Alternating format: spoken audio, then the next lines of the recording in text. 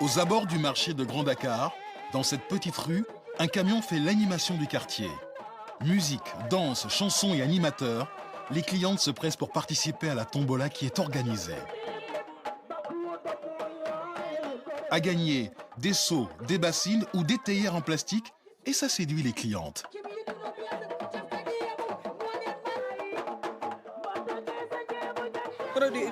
Les produits sont très bien.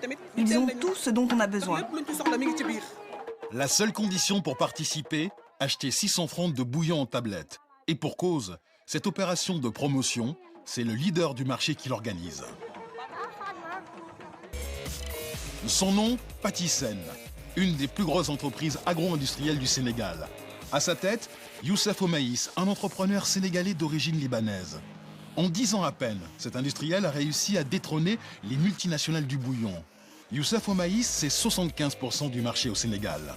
Un entrepreneur qui a réussi, mais qui fait quand même tous les matins lui-même le tour de son usine. J'ai besoin de les voir et eux aussi ils ont besoin de me voir. Et si je passe pas, c'est pas bien. C'est que je suis malade. 3000 employés, 100 machines automatisées. Chez Patisen, les chaînes de production tournent 24 heures sur 24 et 7 jours sur 7. Bien Camon, ça va.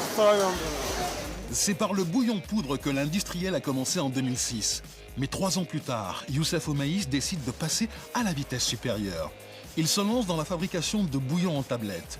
La chasse gardée des multinationales comme Maggi ou Jumbo. C'est un défi de maîtriser tout le process avec de la main-d'œuvre locale. En tout cas pour moi, c'est une grande satisfaction. On a les ressources, il suffit que les former, les motiver, et puis ça marche.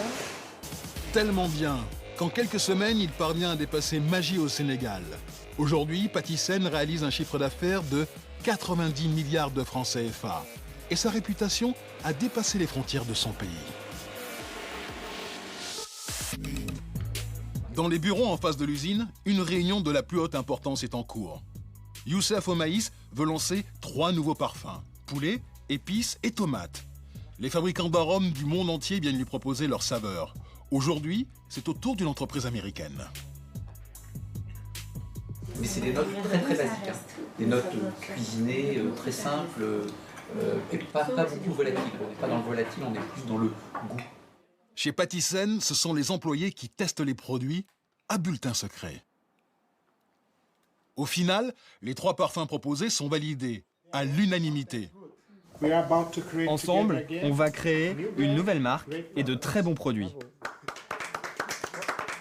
Nous avons des consommateurs, des consommatrices très exigeantes qui cherchent toujours des nouveaux produits, des nouveautés. Et c'est ce qui fait avancer Patisen, hein. C'est toujours être en avance par rapport aux autres, dans l'innovation, dans la variété des produits, des goûts. Avant leur commercialisation, les 3 nouveaux parfums devront encore subir une batterie de tests. Si tout va bien, ils devraient arriver sur le marché d'ici quelques mois. Car Youssef Omaïs est avant tout un créateur de marques. Ses bouillons, il les vend sous 4 appellations différentes.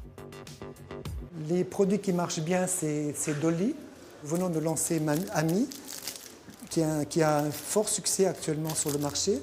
Et puis, bien sûr, Adja. Adja qui connaît un fort succès dans tous les marchés d'Afrique de l'Ouest, d'Afrique de Centre. Mais Patisen, c'est aussi de la pâte à tartiner, de la margarine, du café. En 10 ans, l'agro-industriel a lancé plus de 40 produits. Le consommateur africain aujourd'hui est très exigeant. Il exige la qualité. Nous essayons de faire ce produit de qualité et avec le support qu'il faut pour l'amener sur la table du consommateur. Et pour faire connaître ses marques, Youssef Omaïs ne lésine pas sur les moyens. Adja, Dolly, Ami, Mami, Chocopain, Kangoo, Margarine. Spot télévisé, émissions culinaires, affiches, Patisen est le 2e annonceur du pays, juste derrière l'opérateur téléphonique Orange. Sa stratégie, produire une nouvelle publicité par mois pour que ses marques soient visibles partout et tout le temps. Cette stratégie de communication est directement définie par le patron lors de réunions comme celle-ci.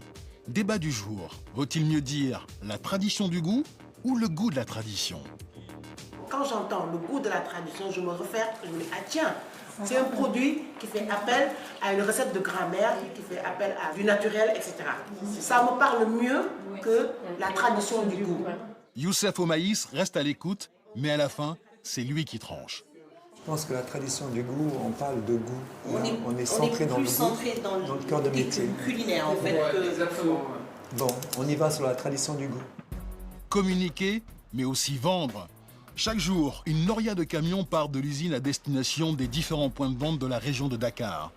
Et pour être plus près de ses clients, Patisen déploie aussi une armée de commerciaux. Au marché de Grand Dakar, Abibatou Dia veille à ce que les produits Patisen se vendent bien. Et le meilleur moyen de s'en assurer, c'est que les marchands ne soient jamais en rupture de stock. Et du doli, vous en avez? Je vous rajoute du hadja. Contrairement à ses concurrents, Abibatou est ici tous les jours de la semaine et pour les commerçants, ça change tout. En général, on vend plus de produits Patisen qu'on en a en stock. Ces techniques de vente, Patisen les exporte aujourd'hui dans 27 pays du continent, principalement en Afrique de l'Ouest. Mais il veut accélérer la cadence et pour cela, il a décidé de construire une nouvelle usine juste à côté de la première. Là, il va y avoir 2 grandes tours de plus ou moins 25 mètres de haut qui vont abriter des silos de stockage d'ingrédients, de charges de bouillon. Et puis après, toute cette surface-là sera remplie de machines. Montant de l'investissement, 98 milliards de francs CFA.